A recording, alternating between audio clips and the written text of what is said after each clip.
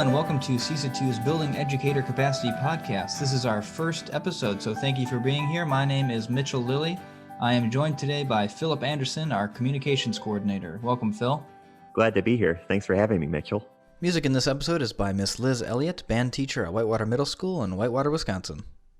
All right, and our first episode is a fantastic one. We have one of our consultants, Dr. Valerie Schmitz, and Belinda Swan. Belinda serves as the outreach manager for the National Center of Missing and Exploited Children. She serves in the Austin, Texas office, where she focuses her efforts on presenting NCMEC's NetSmarts curriculum. She brings over 20 years of experience to the National Center. And joining us is our center leader for the Continuous Improvement and Implementation Center of Excellence, Dr. Valerie Schmitz. Valerie is most passionate about supporting relevant and engaging environments. She has earned a PhD in instructional design and a doctorate in educational leadership.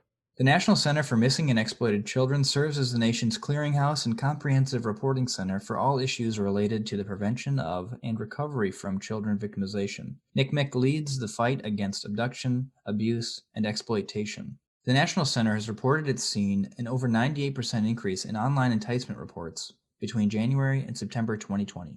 We're still in the midst of a pandemic. Schools are determining whether or not they will be virtual, face-to-face, or something in between going forward. So that makes this conversation extremely valuable in learning how to mitigate online enticements. Above all, we want to keep students safe in our ever-changing online world. And with that, let's get right into the conversation. Hi everybody, my name is Dr. Valerie Schmitz. I'm the Senior Director of Continuous Improvement here at CESA 2. And I want to tell you a story about one day in February of last year. I was taking my dogs for a walk and listening to one of my favorite podcasts, and it was from the New York Times. The podcast is called The Daily. And The Daily talked about something that was incredibly shocking to me and sat with me for a very long time and continues to sit with me.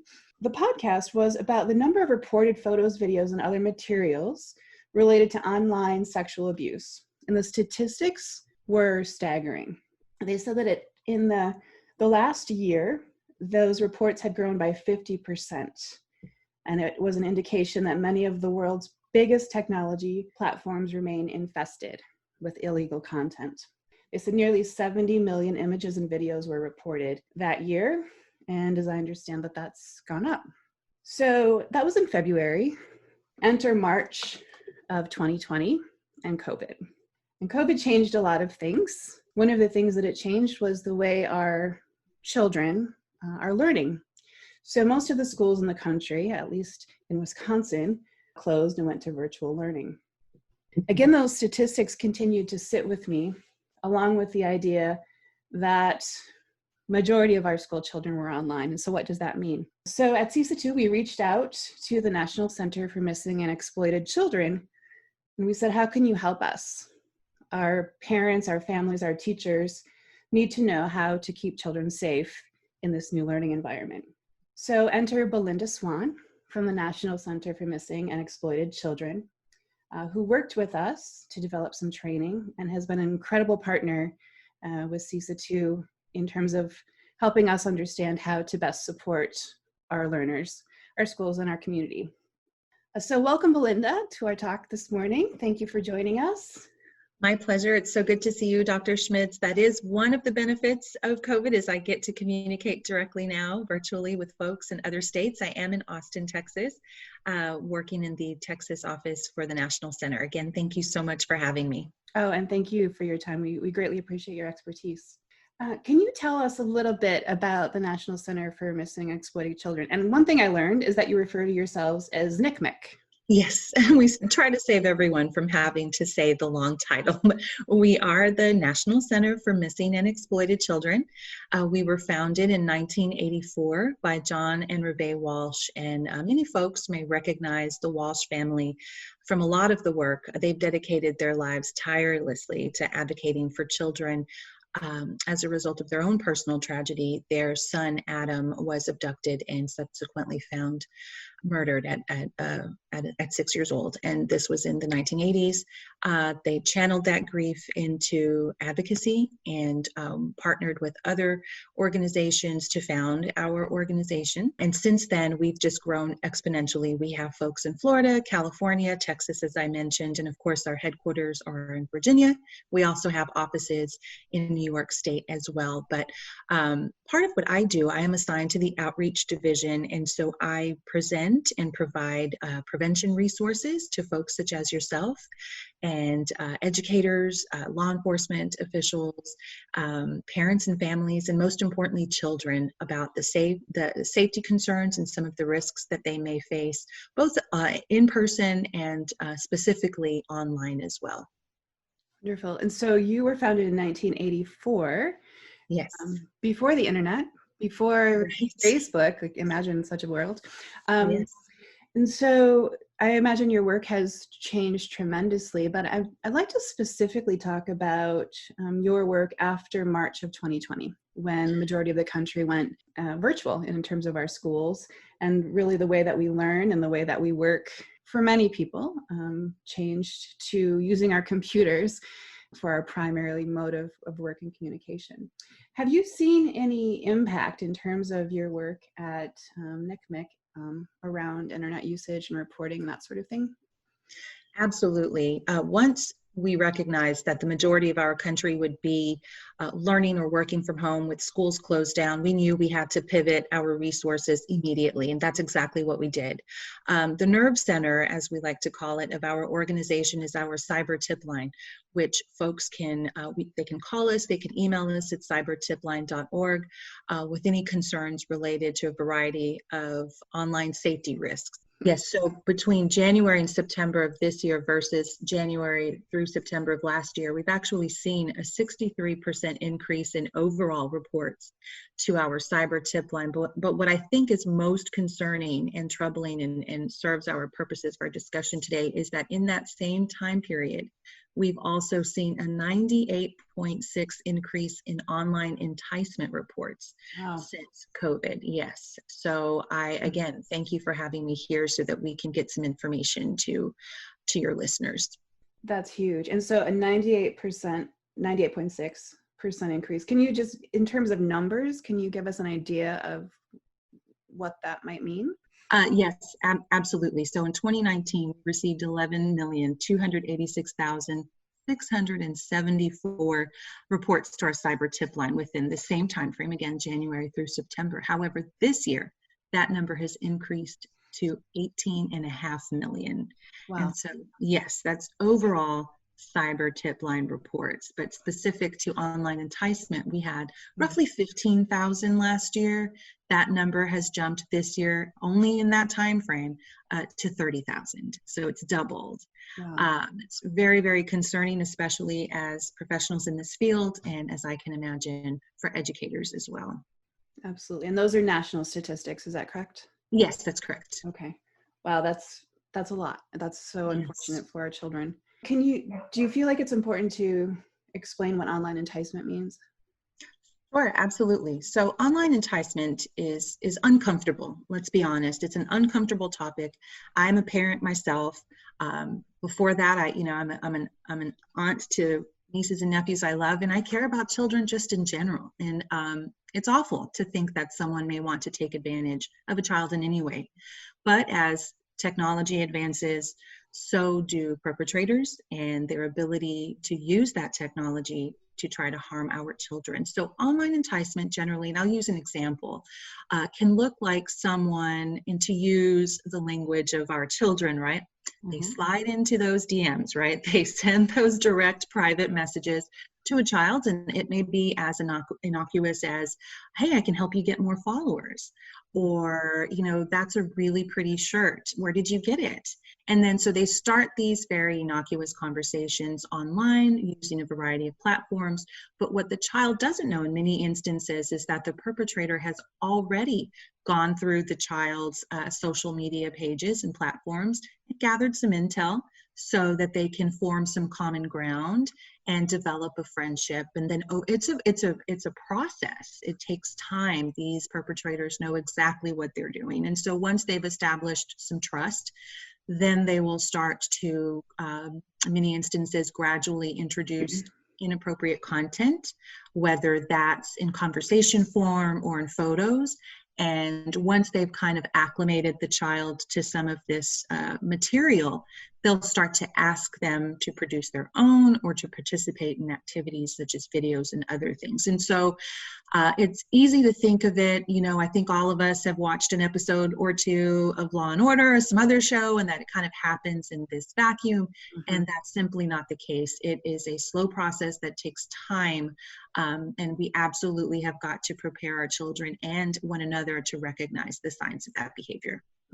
Thank you. And I think it's important, you mentioned many platforms. And so just this notion of sitting at a computer, that's one platform, but there are smartphones, gaming consoles, all sorts of things. Are you seeing any particular trends in terms of where it's happening? Absolutely. So online video gaming or online gaming is absolutely the most popular way that young children are communicating. Of course, they're still on social media. They're absolutely still using Snapchat and Instagram and other things. Facebook, not so much. Twitter, not so much, but they're absolutely still on Twitter, TikTok. But the instant access or the ability to simply log on to an online game and be connected with players and folks that they have no idea who they are in person from around the world instantaneously is probably the topic that we have a tip sheet, I should say, on video gaming safely or online gaming safely, and that has been our most popular of our recent tip sheets and resources that is downloaded most often because it's just so prevalent. I mean, we have a 5-year-old and we have a Nintendo Switch in the home, and you're only just 2 easy clicks away from being connected to gamers around the world. So in short, I would have to say the most popular platform, the way that kids, because a lot of them cannot, socialize in person, they're gaming with one another. I see that a lot too. And oftentimes from my own experiences, I'm a parent myself who just got a grade report from her kid. So as a parent myself, I see, my children's friends, younger children gaming, and of course they have the headphones on. So that, in a computer, you can sort of sometimes hear what's happening, but something to be mindful of. And I would also like to point out that the intention of this conversation is not to say internet is bad, don't use it. Clearly it's important. And I used to tell my students the best filter is the one between your ears. And I think, that's a message I think we want to be very clear about in our time together today too. But your organization has published some very useful tips in terms of this COVID world. So our children are oftentimes at home with us, learning on their school assigned devices, whatever it might be. And I wonder if we might just talk about kind of some of those tips that NCMEC is providing to parents in a COVID world. One of the first things that you suggest is that families or educators discuss internet safety and develop an online safety plan. Can you talk a little bit about that? Sure, absolutely. So I love what you said, Dr. Schmitz. I love it. We are not encouraging anyone whatsoever to be afraid to be online. There certainly isn't concern for our listeners to think that there is a predator at every turn and on every web page.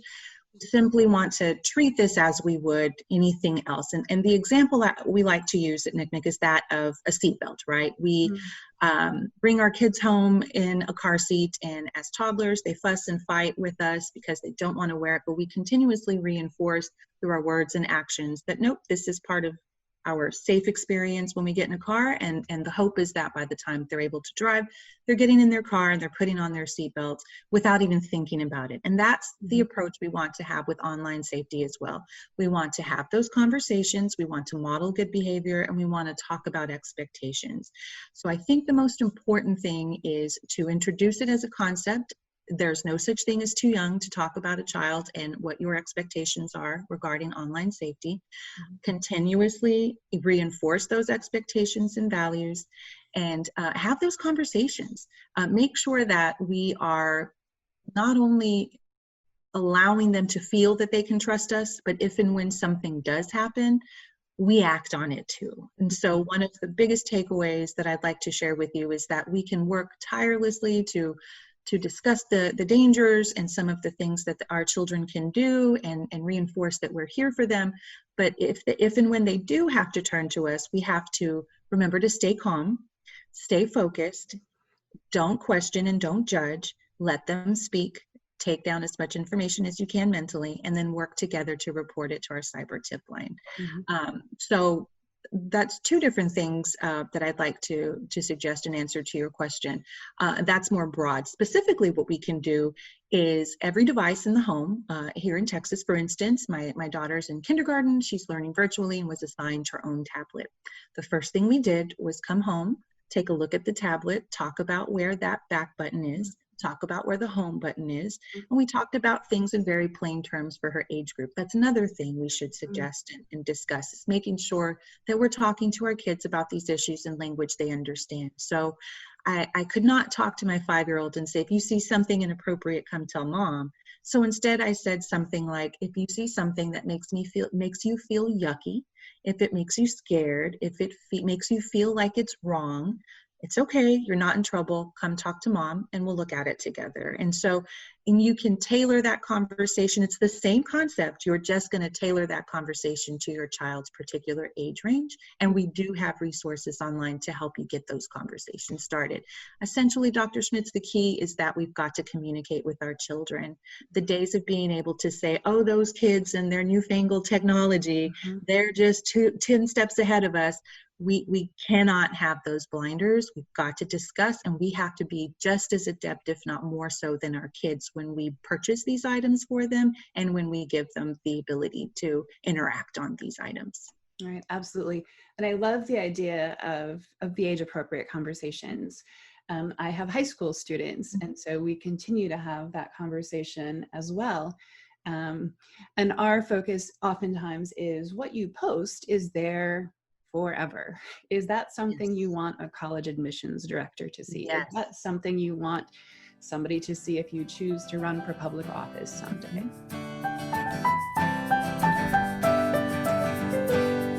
Wow, what a great conversation. Yeah, you definitely don't realize all the dangers you have in the education field being more and more online, but I think this conversation brought a lot of things to light and a lot of things to consider moving forward. Absolutely. And we're going to continue this conversation in part 2 of this series. So podcast number 2 of the CESA 2 Building Educator Capacity will feature Belinda and Dr. Valerie Schmitz again to go over some more actionable steps and more grade level specific types of situations. To check out all the resources and links that we referenced in today's conversation, check out CESA2.org. Be sure to subscribe to the CESA 2 Building Educator Capacity podcast to stay updated on all things CESA 2. Thanks for joining, everyone. We'll see you next time.